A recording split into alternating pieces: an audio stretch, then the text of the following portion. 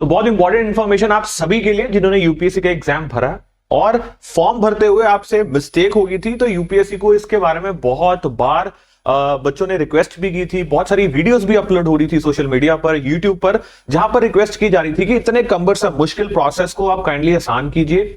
One time registration का process आप करना चाह रहे हैं विच इज गुड, बट उसमें एटलीस्ट आपको लेवरेज देना चाहिए, इतनी का आपको फैसिलिटी देनी चाहिए कि अगर गलत भरा जाए फॉर्म तो उसमें हम चेंजेस कर पाएंगे या नहीं कर पाएंगे। ये सारी बात को यूपीएससी ने समझा और समझने के बाद रैशनली कुछ चेंजेस किए हैं, जिसके बारे में मैं आपके साथ डिस्कस करने वाला हूं। क्यों? क्योंकि अगर आपसे भी गलती होगी है फॉर्म भरते हुए, तब आप उसको अब चेंज कर सकते हैं। आप वन टाइम रजिस्ट्रेशन को भी क्या कर सकते हैं, चेंज कर सकते हैं। Now this is offering you what, this is offering you है alternate कि if you have done or if you have filled form wrongly you can edit, but सारी चीजों को edit आप नहीं कर सकते हैं। चीजें जो नोटिस में मेंशन की गई हैं यूपीएससी के द्वारा जो अभी आया, उसमें यू कैन सी कि किसमें हम चेंजेस कर सकते हैं, किसमें हम चेंजेस नहीं कर सकते हैं। पर्सन विद बेंचमार्क डिसेबिलिटी के लिए क्या है, या फिर अगर आप अपना नाम बदल चुके हैं और आपके 10th और 12th के सर्टिफिकेट पे कोई और नाम था, तो इस मिसमैच को चेंज करने के लिए आप क्या कर सकते हैं। सो ये सारी चीजें हम आप अभी वीडियो में डिस्कस करने वाले हैं। Changes in UPSC 2025 form filling important update. So here is the notice जो कैंडिडेट्स के लिए दिया गया, और यूपीएससी क्या कह रही है कि इन व्यू ऑफ द क्वेरीज और द डिफिकल्टीज जो रेज की गई थी बाय द कैंडिडेट्स जब वो फॉर्म को फिल कर रहे थे ऑनलाइन एप्लीकेशन को फॉर सिविल सर्विसेज एग्जाम 2025, तो कमीशन ने क्या डिसाइड किया है कि फॉलोइंग चेंजेस हम कर रहे हैं वन टाइम रजिस्ट्रेशन में। सो वन टाइम रजिस्ट्रेशन में फॉलोइंग चेंजेस हम अलाउ कर रहे हैं। अब वो क्या है जी, following entries in the one time registration profile have been made editable. तो वो कौन सी चीजें हैं जो एडिटेबल हो गई हैं, जिसको आप एडिट कर सकते हैं, और करेक्शन विंडो यानी कि 18 फरवरी से लेके 25 फरवरी जो कि करेक्शन विंडो है, उस विंडो में आप इसको चेंज भी कर सकते हैं। नाउ व्हाट इट इज, पहला जिस चीज को आप चेंज कर सकते हैं कि क्या आपने अपना कभी नाम चेंज किया है, तो अगर किया है then you can one time registration में आप इसको चेंज कर सकते हो, वो करेक्शन वाली विंडो में। अपना जेंडर अगर आपने गलती से कुछ और भर दिया, एनीवेज की क्या रेलेवेंस है मैं समझ नहीं पाया, it is may be just that कि गलती से आपने कोई जेंडर गलत भर दिया हो तो उसको आप चेंज कर सकते हो।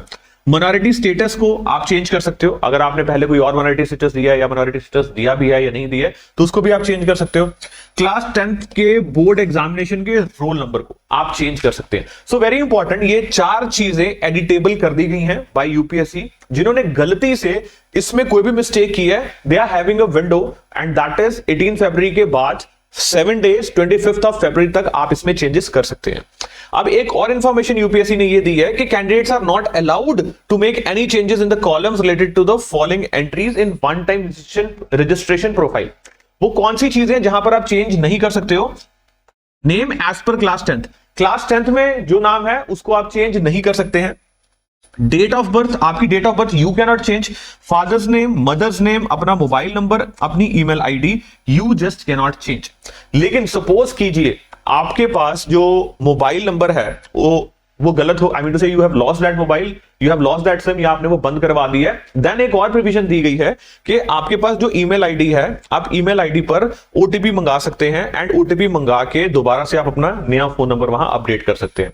And this goes same for your ID also. अगर आपको आईडी को चेंज करना है, अगर आपको आईडी को चेंज करना है और आपके पास पुराना फोन नंबर है, तो आप अपने फोन नंबर के थ्रू आईडी को क्या कर सकते हैं, चेंज कर सकते हैं, सेम प्रोसेस से जो ओटीपी वाला। नाउ सपोज कीजिए आपके पास ईमेल आईडी का एक्सेस भी नहीं है और आपके पास फोन नंबर का एक्सेस भी नहीं है, दोनों चलेंगे, ऐसी कंडीशन में आप क्या कर सकते हैं, यहां पर भी यूपीएससी ने क्लियर किया कि if candidate reports that he she has lost access to his और her registered mobile as well as registered email also, the candidate will have to send the request to the commission for making necessary changes. तो commission कह रहा है कि अगर आपने mobile number भी खो दिया और आईडी भी खो दी, आपके पास नहीं है, तो आप क्या कर सकते हो, हमें मेल कर सकते हो। कहां पर? इस ईमेल आईडी पर जो यहां मेंशन्ड है, otr-upsc@gov.in along with the following documents। तो ये डॉक्यूमेंट्स अटैच करके आप क्या कर सकते हैं, उनको भेज सकते हैं कि भाई मेरे से दोनों चीजें नहीं है तो मुझे हेल्प कीजिए। So they will help you. So I hope ये चीज आपको क्लियर है कि क्या क्या चेंजेस इस बार नोटिस में आए हैं।